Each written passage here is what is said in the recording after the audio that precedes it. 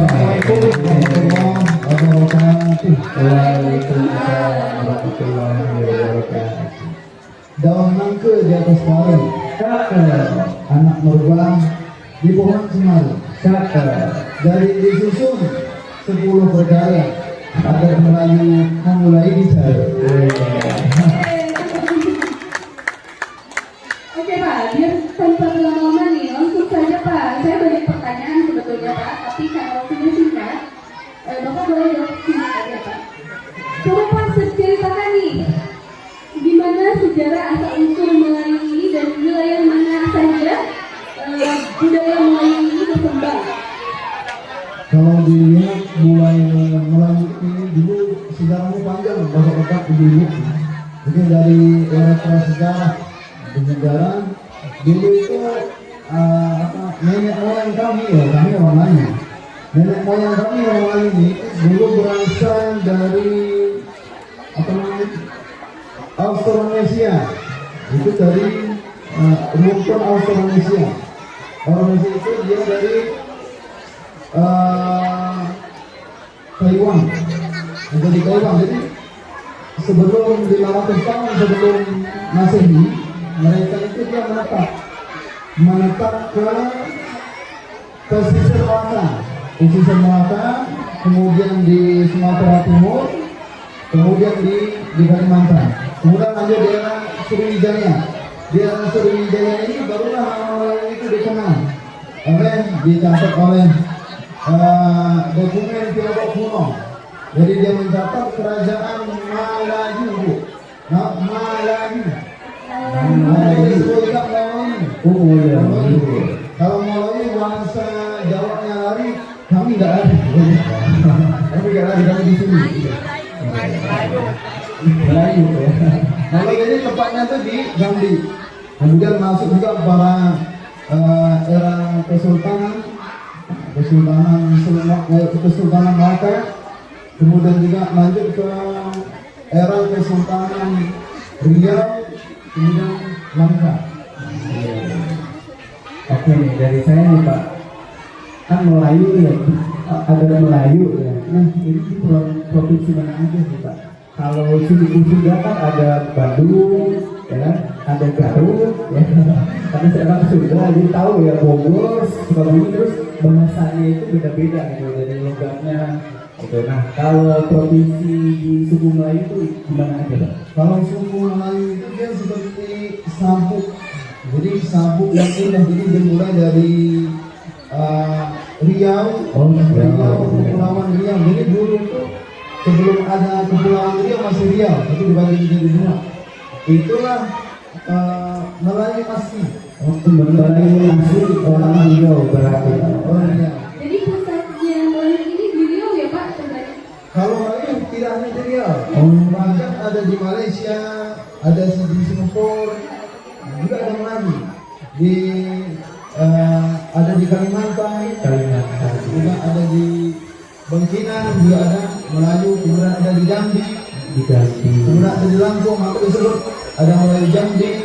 Melayu Jambi itu dia lebih kepada Melayu Sriwijaya. Ada di Melayu Lampung juga.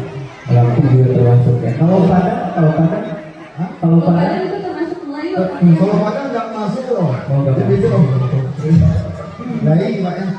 Lanjut nih Pak, karena sebentar lagi kita akan upacara adat, ada nggak sih Pak ciri khas kebudayaan Melayu yang membedakan dari budaya lain? Seperti upacara adat Ciri itu seperti yang apa? membedakan dengan adat yang lain itu pertama, orang Melayu itu dia agamis, kemudian dia sopan, kemudian dia estetis. Jadi orang Melayu itu Pak, dia tuh sebetulnya lembut Pak. Lembut, suaranya aja yang besar. Suaranya aja yang keras. tapi artinya lembut ya. Makanya dapat istri orang Sunda lembut. Ini kita aja ya sejarahnya. Kemudian ada yang Ada lagi. kalau dilihat berbeda itu ada dari segi pakaian, ada dari segi penampilan kamu. Contoh, saya ingin berbagi kepada hadirin semua tentang pakaian. Pakaian adat Melayu itu cuma satu, baju kurung. Baju kurung. Laki-laki dia pakai baju kurung, kemudian yang perempuan juga baju kurung. Tapi dia punya filosofi yang sangat erat dengan Islam. Contoh ada baju kurung Ceki Musang. Ceki Musang. Ceki itu namanya dia meningkat erat. Kemudian kalau musang itu kepalanya kalau dia ingin memangsa atau memperhatikan mangsa itu tegak. Makanya cekak musang itu dia punya kerah tegak sekitar 2 sampai 3 cm, 3 cm. Nah kemudian dia punya belahan di dada yang dia boleh ada kancingnya, boleh 5, tidak boleh 6, tidak boleh 4. Nah, tidak boleh. Kenapa? Dia melambangkan Islam. Kalau kancing pertama itu dia dikerah, itu menunjukkan syahadat yang pertama.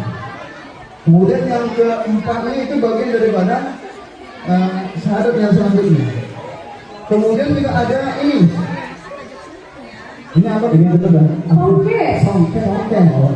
Songket ini kenapa dia kalau laki-laki yang sudah menikah sama belum nikah beda, Pak? Beda. Saya karena sudah menikah beda. Saya karena sudah menikah, walaupun ini pendek, saya turunin ke bawah. Ada cirinya Bapak? Biar kelihatan kalau saya sudah menikah. Bisa bohong ya Pak?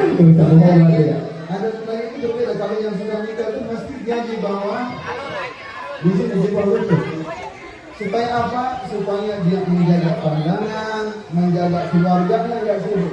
Tapi kalau yang belum menikah mas dia di atas. Di atas ya. Dia berjalannya cepat. Oh, cepat dari istri, cepat dari rezeki. Kemudian juga ada tangkap, ada nggak